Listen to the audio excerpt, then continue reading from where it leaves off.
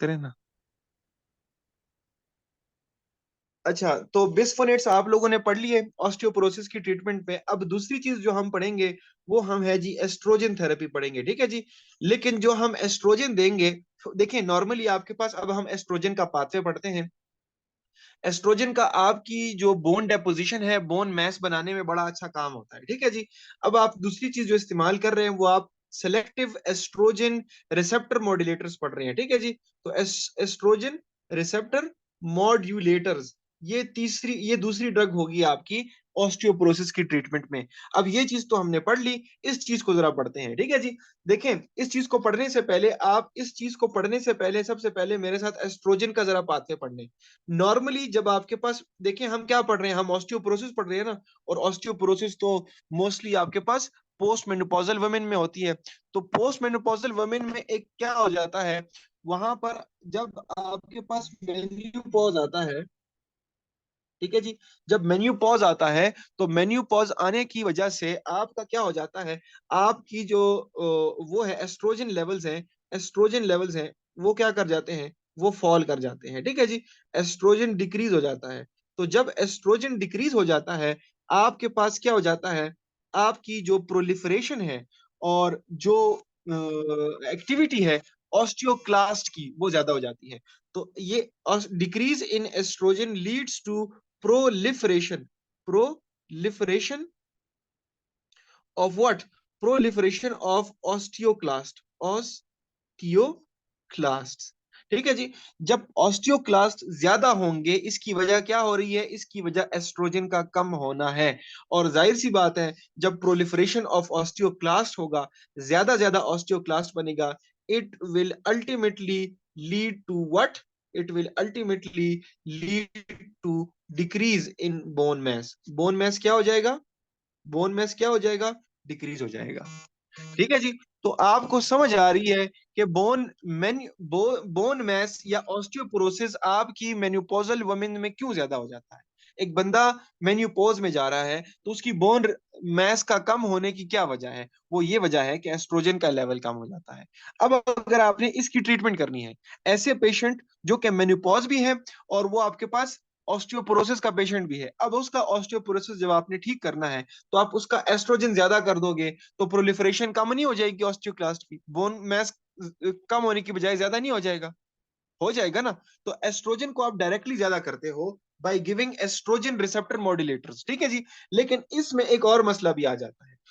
Normally आपके पास जब oestrogen release होता है, तो उसके मुकाबले में प्रोजेस्टेरोन भी आता है, ठीक है जी। तो एस्ट्रोजन एस्ट्रोजन बराबर होता है किस चीज के, प्रोजेस्टिन के, ठीक है जी। लेकिन अब क्या हो रहा है, अब ये चीज कम हो रही है, ठीक है जी। और प्रोजेस्टेरोन क्या हो रहा है, वो ज्यादा हो रहा है। तो जब आप ज्यादा ज्यादा एस्ट्रोजन देते हो, उसका क्या मतलब होता है कि you increase the levels of independent estrogen, अकेला एस्ट्रोजन ज्यादा हो जाएगा। तो जब एस्ट्रोजन ज्यादा हो जाएगा, अब ज्यादा एस्ट्रोजन के भी कुछ नुकसानात होते हैं। एक फायदा तो आपको होगा कि आपका बोन मैस बढ़ जाएगा, लेकिन दूसरे जो आपको नुकसान दे रहा है, वो नुकसानात क्या होंगे, it will leads to what, estrogen कहाँ कहाँ असर करता है, एस्ट्रोजन आपके ब्रेस्ट पे असर करता है, एस्ट्रोजन एंडोमेट्रियल enlargement करता है, एंडोमेट्रियल शेडिंग करता है, वही वाला वो प्रोसेस करता है, ठीक है जी। तो दूसरी बात यह है कि अगर ये ज्यादा हो जाए, it will lead to what, it will lead to breast cancer, breast cancer, ठीक है जी। अगर ये इंडिपेंडेंटली ज्यादा हो जाए, जब आप एस्ट्रोजन ज्यादा करेंगे, तो एस्ट्रोजन बोन पे तो अच्छा असर दे रहा है, लेकिन उल्टा आपके ब्रेस्ट पर क्या कर रहा है, कैंसर, वो कार्सिनोजिक इफेक्ट दे रहा है। इसी तरह ब्रेस्ट पे नहीं, एंडोमेट्रियम पे भी देता है। तो एंडोमेट्रियल कार्सिनोमा की तरफ भी आप जाते हैं, एंडोमेट्रियल कार्सिनोमा की तरफ जाते हैं आप, ठीक है जी। एंडोमेट्रियल कैंसर की तरफ भी जाएंगे, ब्रेस्ट कैंसर। अब हमने क्या करना है, हमने एक ऐसी दवाई इजाद करनी है जो कि एस्ट्रोजन की तरह हो, क्या हो, जो कि एस्ट्रोजन की तरह हो, लेकिन उसमें ये वाला काम ना हो, मतलब ये वाला खतरा ना हो। तो हम उसे क्या कहते हैं, हम उसे एस्ट्रोजन लाइक मेडिसिन कहते हैं, मतलब एस्ट्रोजन की तरह काम करती हैं। वो आपके पास कौन सी चीज होती है, वो आपके पास एक ड्रग होती है, इसमें बस आपने एक ही ड्रग पढ़नी है, ठीक है जी। एस्ट्रोजन थेरेपी में या एस्ट्रोजन रिसेप्टर मॉड्यूलेटर्स में आपने एक ही ड्रग पढ़नी है। वो ड्रग कौन सी है जी? वो आपके पास एक ड्रग है जिसका नाम होता है जी रोलेजिफिन, ठीक है, रोलेजिफिन। अब रोलेजिफिन क्या करता है? देखिए मैंने कहा ना, आपके पास एस्ट्रोजन का फायदा ये है कि आपकी बोन का मैस बढ़ाता है, लेकिन उसका नुकसान ये है कि आपका ब्रेस्ट कार्सिनोमा और एंडोमेट्रियल कार्सिनोमा की तरफ लेके जाता है। तो आपने ये चीज कम करनी है। रोलेजिफिन एक ऐसी ड्रग है जो आपको दो इफेक्ट देती है, ठीक है जी। वो दो इफेक्ट इस तरह है, देखिए, ये जब बोन पे एक्ट करती है तो एक तरह से इफेक्ट देती है, और आपके पास जब ये ब्रेस्ट और एंड एंडोमीट्रियम उस पे जब इफेक्ट दे रहा है तो दूसरी तरह से दे रहा है। अब वो दूसरी तरह से इफेक्ट का क्या मतलब है? देखें, जब ये बोन पे इफेक्ट देता है आपको, तो ये बोन पे आपको कौन सा इफेक्ट देता है? ये बोन पे आपको एस्ट्रोजन एस्ट्रोजन एगोनिस्ट वाला इफेक्ट देता है। मतलब एस्ट्रोजन जिस तरह होता है उसी तरह बोन पे एक्ट करता है। लेकिन जब ये ये रोलेजेफिन आपके पास ब्रेस्ट और एंडोमीट्रियम पे एक्ट करता है, तो वो एस्ट्रोजन की तरह एक्ट नहीं करता, बल्कि एस्ट्रोजन एंटागोनिस्ट की तरह एक्ट करता है। Estrogen antagonist like effect, like effect. और यहां पर एस्ट्रोजन एगोनिस्ट लाइक इफेक्ट देता है। ठीक है जी। तो हो गया ना फायदा आपको? आपने क्या करना था? आपने बॉडी में एस्ट्रोजन ज्यादा करना था, लेकिन आप इस ब्रेस्ट और एंडोमेट्रियल कार्सिनोमा से डरते थे। तो आपने क्या लिया? आपने रोलाजिफिन लिया। रोलाजिफिन आपके पास एस्ट्रोजन रिसेप्टर मॉड्यूलेटर है। ये आपके पास करता क्या है? ये आपके पास बोन पे एस्ट्रोजन एगोनिस्ट वाला इफेक्ट देता है, लेकिन ब्रेस्ट और एंडोमेट्रियम पे एस्ट्रोजन एंटागोनिस्ट वाला इफेक्ट देता है।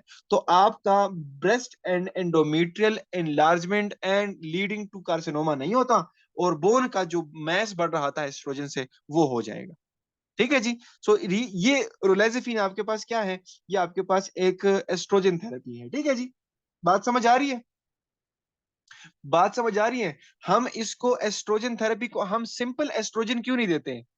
Y we do not give simple estrogen? Because simple estrogen जब हम ज्यादा करते हैं प्रोजेस्टेरोन के अलावा, देखिए नॉर्मली आपके पास जो एस्ट्रोजन होता है वो प्रोजेस्टेरोन के साथ आता है, ठीक है जी। लेकिन अगर आप सिंपल एस्ट्रोजन, अकेला एस्ट्रोजन देंगे तो it will lead to breast carcinoma या एंडोमेट्रियल कार्सिनोमा। तो आप इस वजह से जो चीज देते हैं वो एस्ट्रोजन ही होती है, लेकिन विदाउट लेकिन विदाउट प्रोजेस्टिन, ठीक, विद विद प्रोजेस्टिन, सॉरी। ठीक है जी। बात समझ आ रही है? ये आपके पास क्या है? This is your estrogen with progestin like effect.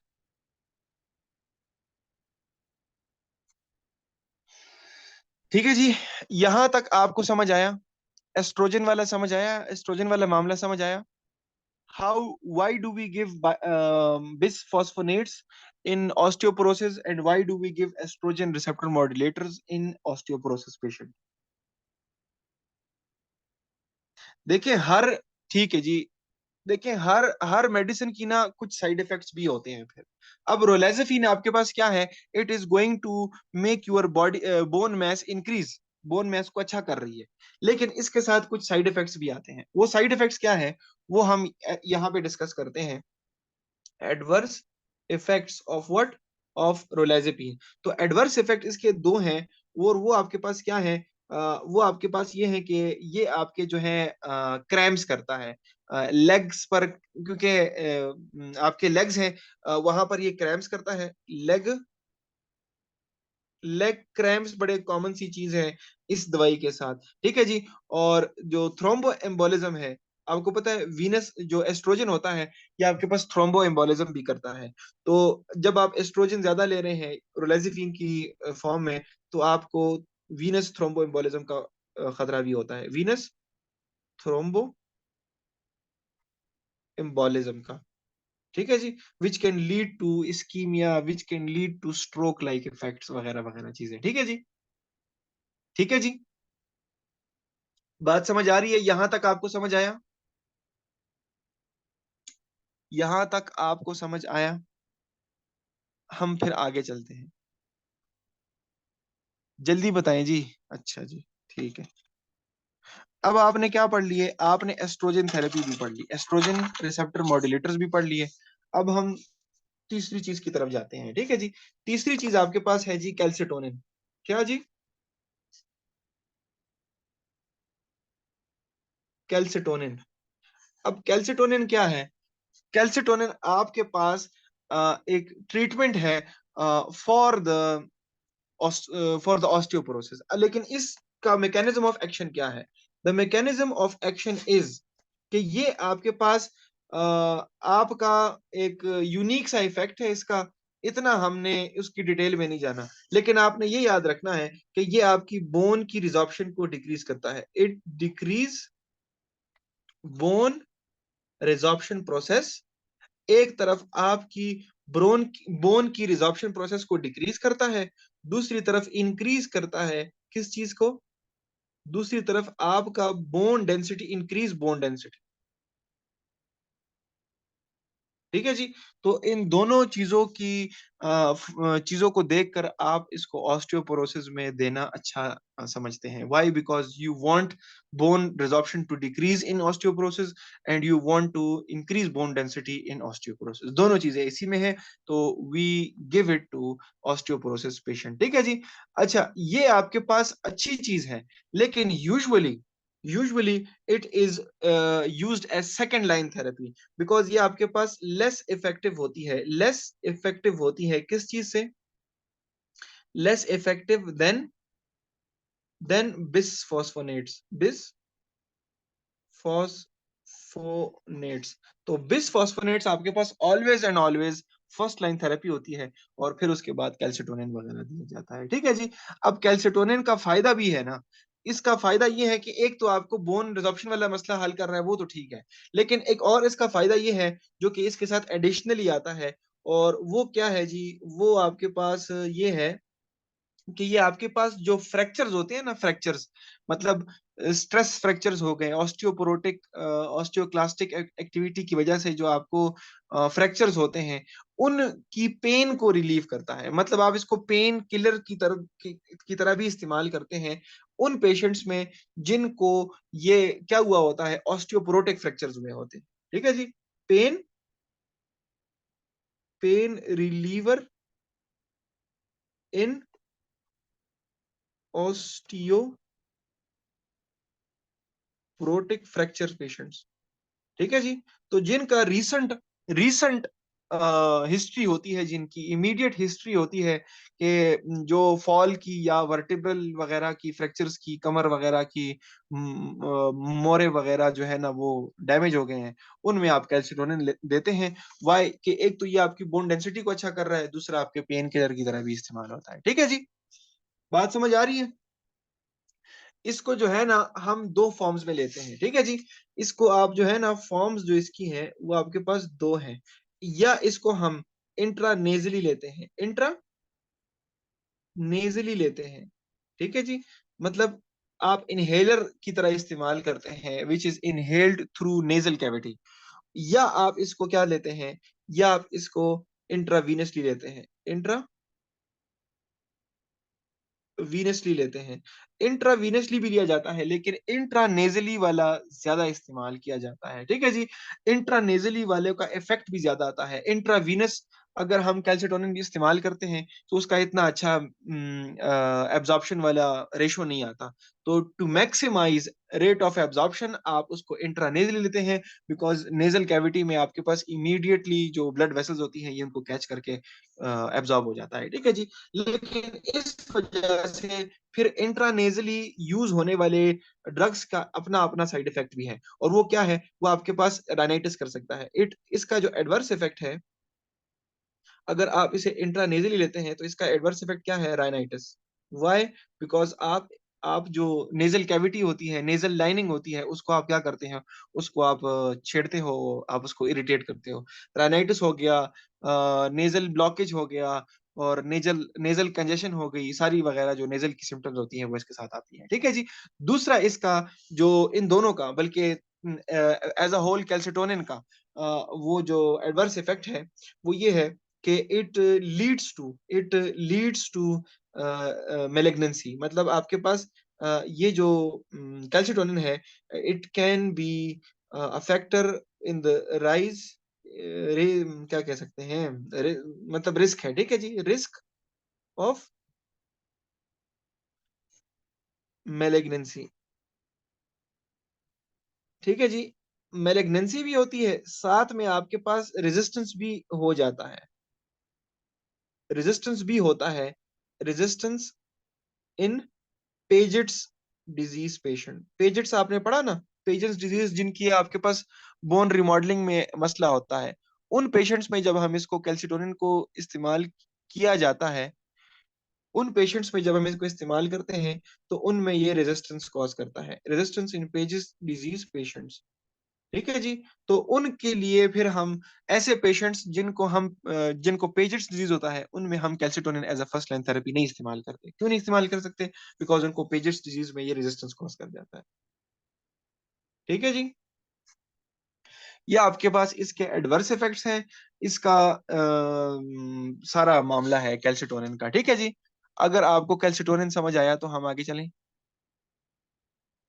अगर आपको कैल्सिटोनिन समझ आया तो हम आगे चलें।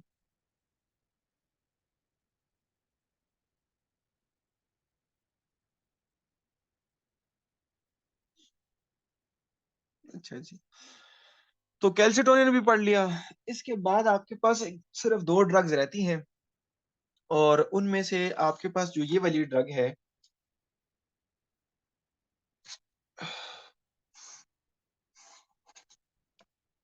अब इसमें आपके पास एक ड्रग आ गई, आखिरी ड्रग, और वो क्या है जी?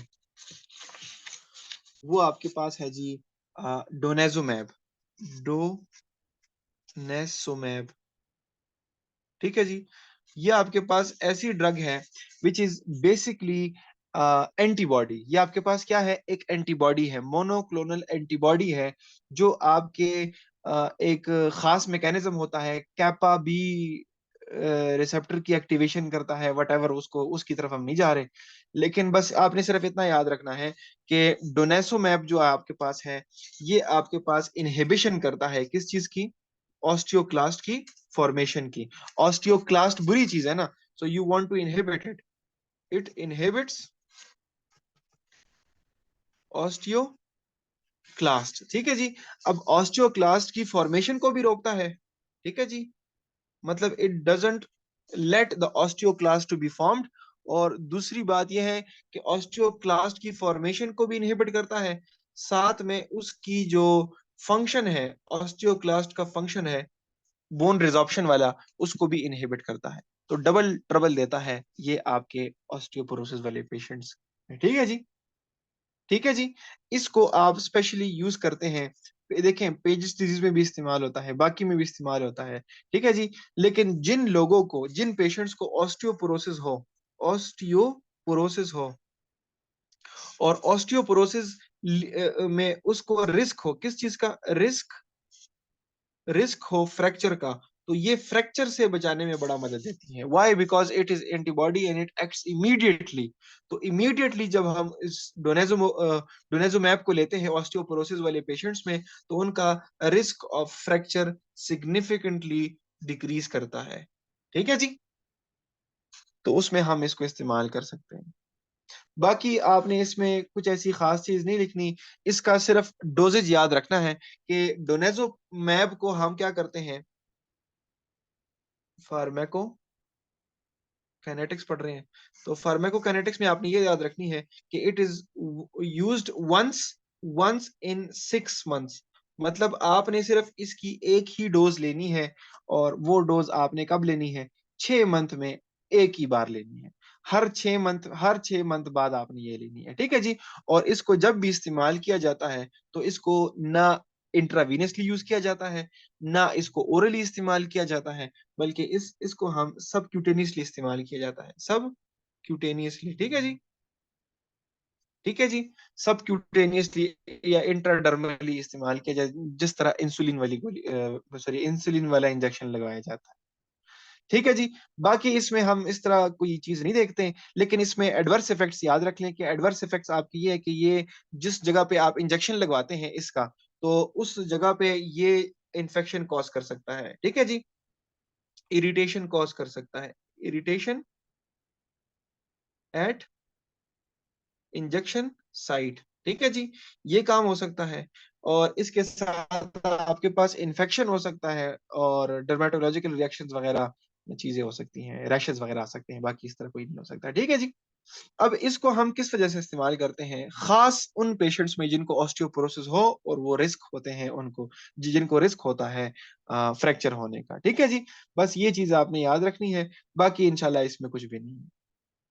ठीक है जी, इसको स्पेशली रिजर्व किया जाता है जब बाकी, देखें, इसको आखिर में इस्तेमाल किया जाता है। ऑस्टियोपोरोसिस में तो आपने बाकी चीजें भी पढ़ी ना, तो जब बंदा बाकी ड्रग से नहीं, बिस्फोनेट से नहीं ठीक होता, आपके पास कैल्सिटोनिन से नहीं ठीक होता, एस्ट्रोजन थेरेपी से नहीं ठीक होता, फिर हम इसकी तरफ आते हैं। ठीक है जी, तो ये आपके पास लास्टली यूज होती है, और रिजर्व किया जाता है उन इन पेशेंट्स को जो अनरिस्पॉन्सिव होते हैं या इनटॉलरेंट होते हैं बाकी ऑस्टियोपोरोटिक थेरेपीज के लिए। ठीक है जी, ये चीज याद कर लें। ये क्या था, ये डोनेजुमैब है, और इनहिबिट्स ऑस्टियोक्लास्ट वगैरह चीजें आपने पढ़ ली। अच्छा जी, अब हम आगे चलते हैं। ठीक है जी, आखिरी चीज पढ़ रहे हैं, अब हम आखिरी चीज की तरफ आ गए हैं।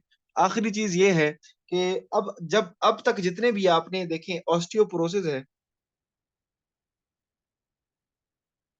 उसमें आपने कहा कि या आपने ज्यादा करना था किस चीज को, या आप ज्यादा कर रहे थे किस चीज को,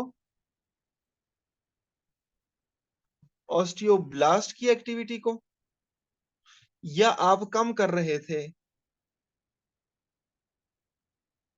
ऑस्टियोक्लास्ट की एक्टिविटी को।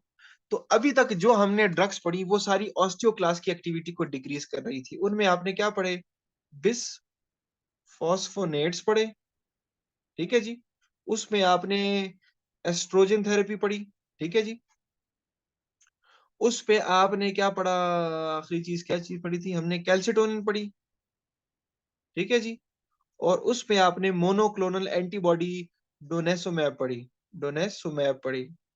ये सारी चीजें आपके पास ऑस्टियोक्लास्ट की एक्टिविटी को डिक्रीज कर रही थी, और आपके ऑस्टियोपोरोसिस के पेशेंट्स को फायदा पहुंचा रही थी। अब एक आखिरी चीज हम ऐसी पढ़ेंगे जो कि ऑस्टियोक्लास्ट की एक्टिविटी को नहीं कम कर रही, बल्कि वो ऑस्टियोब्लास्ट की एक्टिविटी को ज्यादा कर रही है। ठीक है जी, नॉर्मली जब आप पैराथायरॉयड हार्मोन पढ़ेंगे, तो पैराथायरॉयड हार्मोन आपकी कैल्सिटोनिन लेवल्स को ज्यादा करता है और आपकी बोन रिजॉर्प्शन को कम करता है, मतलब बोन की मिनरलाइजेशन को वो क्या करता है, वो ज्यादा करता है।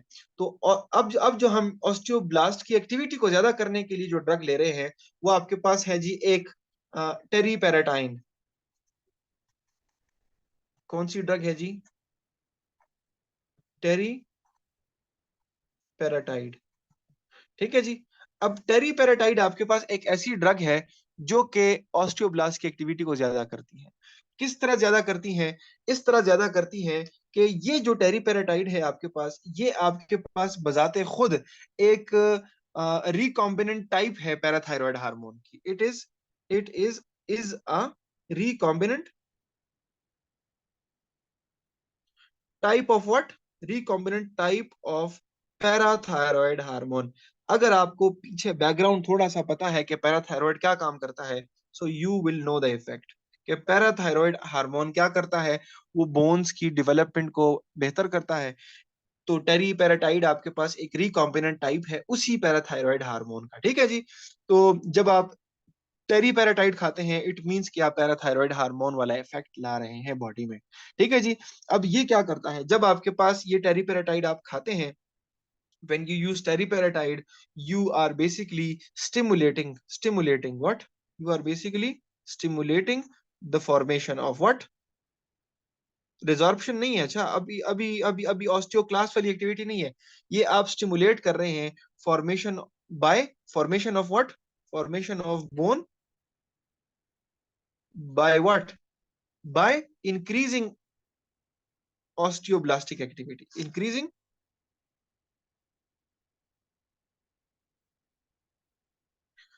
ठीक है जी, बात समझ आ रही है?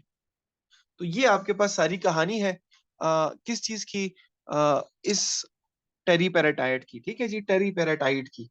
बाकी इसमें इंशाल्लाह कोई चीज नहीं रहती। इसको ज्यादातर जो है ना मतलब कॉमनली नहीं यूज किया जाता। ठीक है जी, बिकॉज इसकी जो है ना वो रिजल्ट्स वो प्रॉपरली सेफ नहीं करार दिए गए। वाई? बिकॉज जब इसको रैट्स पे ट्रीट किया गया, इस टेरीपेराटाइड को जब रैट्स पे ट्रीट किया गया, तो रैट्स में एक चीज का वो ज्यादा हुआ, किस चीज का, ऑस्टियोसार्कोमा का इंसिडेंस ज्यादा हुआ। So in rats it led to what, it led to osteosarcoma. तो ऑस्टियोसार्कोमा रैट्स में ज्यादा किया इसने, इस वजह से इसको पेशेंट्स में भी देने से हेसिटेशन करते हैं। व्हाई? बिकॉज ये आपकी बोन की इतनी जो है ना वो प्रमोशन कर देता है बोन फॉर्मेशन की, कि वो ऑस्टियोसार्कोमा की तरफ चला जाता है। मतलब क्या कहते हैं, malignant increase in the bone size. तो वो भी चीज आपके लिए अच्छी नहीं है। ठीक है जी, इस वजह से इसकी ज्यादा थेरेप्यूटिक एबिलिटी इतनी नहीं कॉन्फिडेंटली दी जाती। बस आपने सिर्फ इसको रिजर्व करना है उन पेशेंट्स को जिनको हाई रिस्क होता है फ्रैक्चर्स के लिए, और जो बाकी जो थेरेपीज हैं उन सारी थेरेपीज से फेल हो गए हैं। तो फिर आप सबसे आखिर में ये टेरीपेराटाइड लेते हैं। ठीक है जी, बाकी इंशाल्लाह द लेक्चर इज फिनिश्ड। सारी आपने बोन की डिफॉर्मिटीज और बोन की ड्रग्स पढ़ ली। ठीक है जी, अगर आपको नहीं आता, you are unsure about something, तो आप क्वेश्चन कर सकते हैं। मुझे जरा सा रिपीट करने दें, तो आपको सारा कुछ नजर आ जाएगा दोबारा। ठीक है जी, ऑस्टियोक्लास्ट कम करने के लिए आपने बिस्फोनेट्स लिए। बिस्फोनेट्स आपका क्या कर रहा था, ऑस्टियोक्लास्ट की फॉर्म के नंबर को कम करा रहा था। एस्ट्रोजन क्या करवा रहा था, एस्ट्रोजन आपकी प्रोलिफरेशन ऑफ ऑस्टियोक्लास्ट को कम करा रहा था। ठीक है जी, कैल्सिटोनिन क्या करवा रहा था, कैल्सिटोनिन आपकी ऑस्टियोक्लास्ट की एक्टिविटी को कम करा रहा था। डोनाज़ेपाम भी वही कर रहा था। ठीक है जी, तो सारी चीजें इसी चीज से वाजे हो जाती हैं कि what does it do, what does it do. और ये चीज एक आखिर में थी जो कि सिर्फ और सिर्फ एक थी, टेरीपेराटाइड, जो कि ऑस्टियोब्लास्ट की एक्टिविटी को ज्यादा कर रहा था। इन बोथ ऑफ या all of these conditions leads to betterment of your osteoporotic patients. अब बताएं, कोई क्वेश्चन है आपका?